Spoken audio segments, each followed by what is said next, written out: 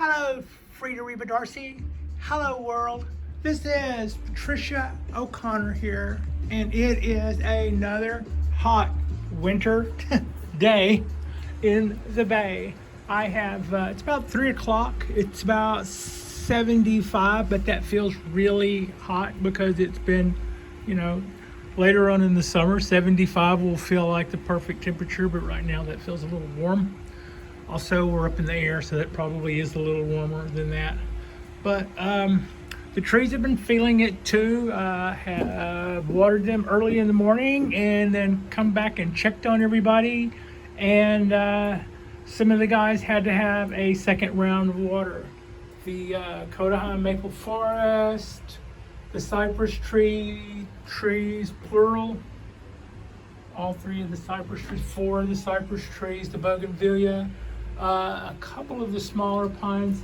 This is something that I noticed yesterday and forgot to mention. We are about to be presented with some wisteria blooms, and I am really looking forward to seeing those white blooms come cascading out. And we're looking your way, Sister Wisteria. No rush, no pressure or anything, but look what's going on over here. Anyway, our little trees, our little show hen trees are doing pretty well. The oak tree that I got the other day, it looks like it's hanging in there and deciding to play. I think this might be a kind of an intense day. I might rethink having it out here in the sun full on all day, but it seems to be holding up okay. My ponderosa is doing well. My other little pines are doing well. This was growing up next to the stump. The tree that's the mother tree of this one, of this little oak, was at one point a twin trunk. So it has one trunk that kind of hangs out lazily over our little water feature at our apartment, and it has a back trunk which has been cut off, and it always has a lot of sprouts coming out of the base of it, like it's trying to come back, but they keep weed eating it back. And about an inch away in the dirt, this popped up, and I thought, well, that probably goes about an inch or 2 down into the dirt and then is still connected to that tree stump. But I gave it a little tug, and it came up with what looked like a taproot and no fine roots, and I went, well, I don't think that's going to make it, but let's stick it in a little pot and see. And with the luck that I had been having with these guys, it's just basically, I would rather put it in a pot than deliberately kill something. So that's what that is. I don't have a whole lot of faith in that. But you know what? I am going to put a little bit of faith in it. I believe in you, little oak. You can do it. As far as this one, I think this one's doing pretty well. I was concerned about this limb, and that concern showed to be with good reason. It would like to see some sprouts come back from the base of that limb. That would be a good place for some sprouts to come from. But otherwise, I'm pretty happy with that. It's only been a couple of days. I need to go back in and clean up the lot behind the house, i.e. what I call my maple forest. Sometimes it looks like a lot next to your house that needs a serious cleanup, but yeah, I need to go back in there and get rid of some of those little weeds and things. But it's got buds all over it, and these aren't last year's buds that I haven't picked off. This is all just budding out like total nuts, as is this oak. Still waiting for my Dawn Redwood to do something. Last year, I think it was one of the last ones to come out, though. So that doesn't necessarily mean anything one way or another. But yeah, my little oak, and get a little look at that hollow feature there. It is flushing out really nicely, and standing in the sun, I can see why. My Japanese black pine has given me enough reason to believe that I'm going to still be a Cork Bark Japanese black pine owner this year. So I'm really happy about that, and I'm really glad to have we seem to be moving on past our little learning curve with this guy. Oh, you know how sometimes you're standing there and you just happen to notice something? Well, just standing here just now, I watered these guys. This is twice today, but I didn't notice. This was probably here earlier and I didn't notice. But those are happening while I'm actually standing here in this moment. I just noticed that the first signs of one of my big cypress trees budding out would be this little top of this little cypress tree, which was the smallest of our three guys here, our three amigos. So yeah, do I see any buds coming out on this one? I don't as of yet. I have been noticing that all of these little future buds have I noticed them swelling on this one first, but this one was the one that actually broke out with the buds. I'm glad that it broke out with the buds. I'm happy about that. That's just something else to be happy about. Also, this thing seems to be trying to separate from its bark. I'm not doing this, but I have some more of that over here. It's split from its bark and it is already rolling over, and that's without me doing anything. I don't know if I've had squirrels or something playing with these guys without my knowledge, but as far as I know, it's just kind of it's a sign of growth. It's like, are you getting too big for your britches? Yeah, maybe a little. It's busting out at the seams, which is, we're gonna say that's a good thing. So that's what's going on as far as the balcony is concerned. This guy got watered. It finally used up all of the water I had on tap for it. I don't see a lot coming out on my Trident Maple. For those of you who are new, I'll catch you up in like 30 seconds. For those of you who have already heard it, I have an intention of in the next couple of years, cutting back this Trident Maple back to here, letting this go dominant, back to here, and maybe making this a hollow feature, and back to here, and then just broadening out this top of the canopy and just completely starting over with it. And to that end, I had last left it off with, I'm going to talk to some elders and find out, how long I should give it to recover from this prune before I had that major great idea, and the best way to go about it. And since then, I kind of have had a little bit of a, just kind of thought it out a little more. I suppose I could say there's no point or there's no reason why I would have to chop all three of those at one time. I mean, I could come out here with my little saw and then draw a mark and then go zhuzh, and then go, there I go, and then do that to the middle and then do that to the end, and that would be very impressive. And then let's just gasp for a second at what we had just done and then wait for a year and see if we had killed it. But I could also just as easily and again, I will ask for elders before I proceed, but it does seem like to me like probably another option that I hadn't thought of before would be to do this in stages. Pick a limb, chop it back, let this start becoming a new dominant. Pick a limb, chop this back, allow all this stuff to keep making everything happen. And then once we've got that going, maybe do that little carve. That's just one thought I had in mind. Now that's more about my Trident Maple than I wanted to do a follow-up on, considering that this wasn't really about the Trident Maple. But those are my considering thoughts with my Trident Maple. I love the way it leans. I love the bark and the trunk, and I want the top to be very impressive. I've learned a few things about ramification, and this tree had always had a nice umbrella shape, but it was basically long branches with some leaves in the middle that were going to die back. But nothing in the way of convincing or beautiful ramification when winter came. Anyway, I've also decided it was time to have a look at the dark side of my Cork Bark Oak. By dark side, I mean the side that faces out, that had all the shoots on it that I couldn't get to very easily. So this is a little look. It's taken some intense sun. The leaves are looking like they're a little curly. I don't know. I've been watering it, okay? This tree is fine. It's doing just fine.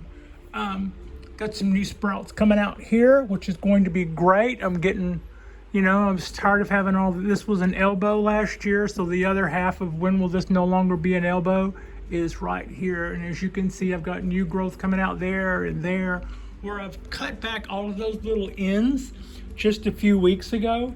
I am starting to see a little bit more payoff from that. And you can also see that my so-so wiring job is starting to bear fruit. These limbs will keep this shape when I'm done. Yeah, some of them, those look pretty good, but I have noticed there's a couple there's one that's digging in right there. Am I worried about it? Nope, not even a little bit.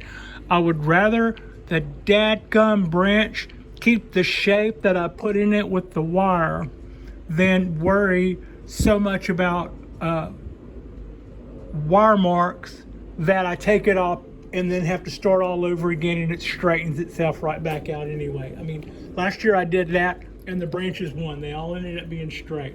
This year we're leaving the wire on them, and I'm really digging what I'm seeing as far as the shapes, and what I learned about pruning back tips seems to be paying off, and I'm really happy with this.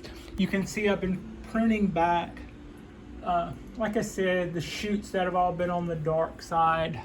I had quite a few of them coming out over here and coming out around some of the branches that got pruned back last year, and in the deep crevices. And you'll see a little green speck, and that's where a shoot tried. And a lot of times in the past year I've been talking about, in the future I'm going to let the trees put out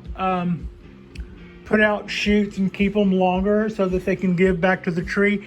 That's not necessarily something that I want to do with this one. That's more what I am going to do with my cypresses and my dawn redwoods and those type.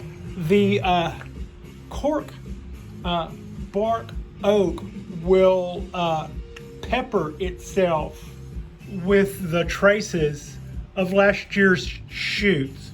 So, I don't want that. So the way around that is to rub them out or snip them early. And this is also an evergreen, so that is sort of a never-ending process, but that does still encourage the tree to do more things in the places where you are allowing growth. And as you can see, we're allowing things to do good things. Back up and let them see that tree. We're allowing good things to happen all over this tree. What I see in its future is the part where it is very straight up. We are going to at some point do a restyle where we change the angle, and to some extent I am thinking about that now in the angles that I'm putting in some of these branches, but not all of them. Like some of these branches, for instance, if the tree goes this way, those angles will be a lot more acute. However, that is still the first round.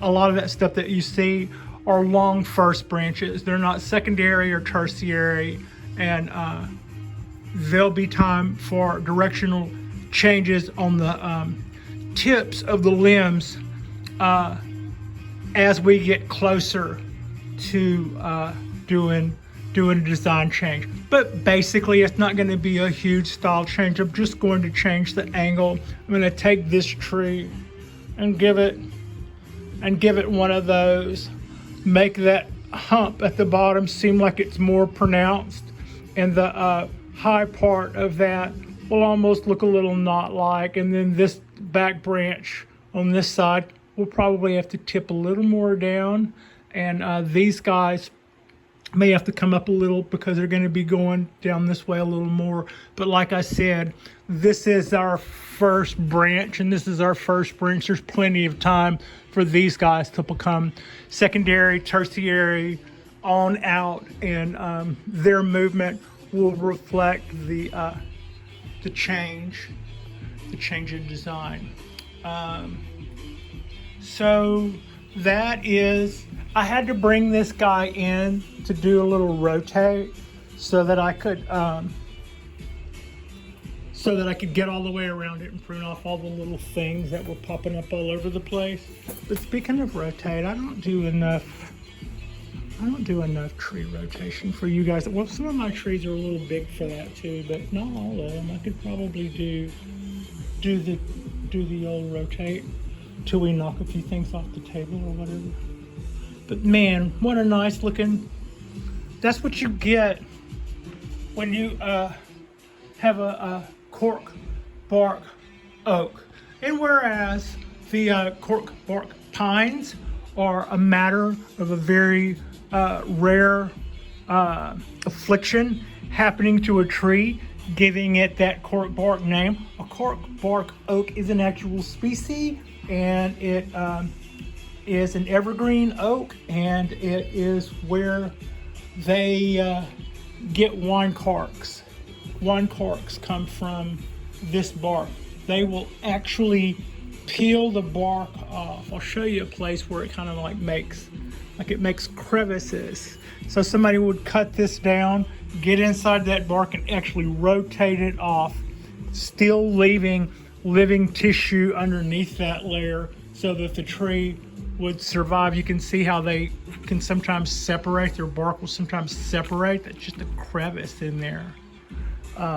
Love that. That's also neat the way it does. But so yeah, they'll just peel off bark that's probably this thick and then lay it flat, and then they'll punch out little wine corks out of them. I have big plans for this. This is going to be our apex right here, and yeah, that justifies this whole thing that I wondered if I needed to cut off or not. A year ago, that wasn't growing anything, and I was like, well, there's no point in that just sitting there to not be doing anything. If it's not going to put out any shoots or roots or try to do something for us, we should probably look at it like a weird growth. But then it put out this, and for a while that was an elbow. But since then, I have learned quite a bit on how to better take care of these guys, and it's easy to take care of. To get it to do the things you'd like it to do is what you need to take a little time and learn. And there isn't really that much to learn. There are the things that are more important, like things are screaming if they don't have enough of this or enough of that. And when you're getting started in bonsai, focus on, I would say focus on the horticulture in first. I had a little bit of that going in, but I still didn't focus on all the right things. I could have been a little bit more preventative than I was, for instance. But I would say 2 years in, I don't think I have done anything that I won't get over. I have pulled up and killed an awful lot of seedlings. If I would have had a 4-wheel drive and a full gas card and a bunch of buddies, I might have killed a few more Yamadori. It would have been like me to have been exactly like what I'm talking against. That's kind of why I was doing that. I was going, this is exactly like something I would have done when I first got into bonsai. A wiser me, I'm wiser by 2 years. I mean, I'm not saying I'm scholarly or nothing, but I've learned enough to leave well enough alone when it comes to your experience level, your rate of success, and your motivation behind bringing something home. That doesn't mean not to. That just means pick your battles. You know, pick your battles. That's all. So this is how my Cork Bark Oak looks after I found it at I didn't like find it in the wild. I found it at a bonsai house here in California, and it was a long established place. But it was right after COVID started, and right after the lockdown started, and I could walk in and I was kind of looking like, it looks to me like, and I was making an amateur judgment, but I bet that's right. It looks like to me like they probably got a volunteer that comes in and waters their maples, and doesn't know what else needs help. This guy was losing a lot of limbs when I found it, and I knew that I was gonna go. Part of what I liked about it was so impressive. That bark and that trunk was so impressive. But on the other hand, I didn't feel like I was taking a finished product. I felt like it needed me, and I was a newbie, so if it needed me, you can imagine how much I felt like I needed it. But I'm really happy to have this tree, and it has been an absolute joy to grow. And I think I did most of this off camera ahead of y'all, but I'm glad to see that little shoot. That'll be a good thing for us. This will be a good thing for us. It'll come out this and come over here and add balance or something, or balance out this side in some way. And yeah, this is great the way this is going down on the bottom here. I just see this as being, the tree comes this way and comes out, and then we'll have, I didn't know if I was going to actually be into that as the lowest branch. Down here at the apex of this curve would have been a little too low. I think we totally get away with that here, and I could absolutely do the same feel here that I had done before. And if you notice, that wire has done a pretty fair job of keeping its shape, even though it's one of the smaller wires that I'm using here, and I am only using it as a torsion spring. And by torsion spring, I mean it's not wrapped around another wire in the two branch method. It is just swinging out and bent back into a like a torsion spring, and putting tension against this so that none of this stuff gets loose. And not the best, not the worst, but absolutely filled the bill when you wanted to put some motion in a branch and you didn't have anything else handy to partner up with. I remember, as I recall, I did that as an example of how to get around wiring branches when you don't have a secondary branch to wire to. The second method is a lot more wasteful, but it's also sure. And as you can see up here, I have wrapped a band totally around the trunk, and then it takes off here and makes these bends to make up that branch, which is not now a quarter as long as the wire I'm using to manipulate it. But that's also, if you want to use the 2-branch method and you've got one branch sticking out of the side of a tree, your options are your trunk is your branch, or what I call the torsion spring method. So yeah, more than that than you probably care to hear about. At any rate, this kind of probably wraps us up. The cones I was tripping over earlier are doing fine. No redwoods were hurt in Pat's acrobatic antics. But as you can also see, we don't have any sprouts yet. I'll keep you posted. I also checked on the Great Outdoors, the mother trees that this came from, and the bed underneath them, which is no lie, probably 3 or 4 inches thick in cones and pine, in redwood needles like that, or fronds. Probably 2 or 3 inches, I'd say 3 or 4 inches thick, easy, and it hasn't produced any sprouts yet either. So compared to nature, we're still holding our own. We're both at 0 apiece as far as incoming redwood, but we'll keep you posted. I'm pretty excited about the little buds hanging out the flower buds hanging out on the end of the wisteria. I'm pretty excited about the oaks.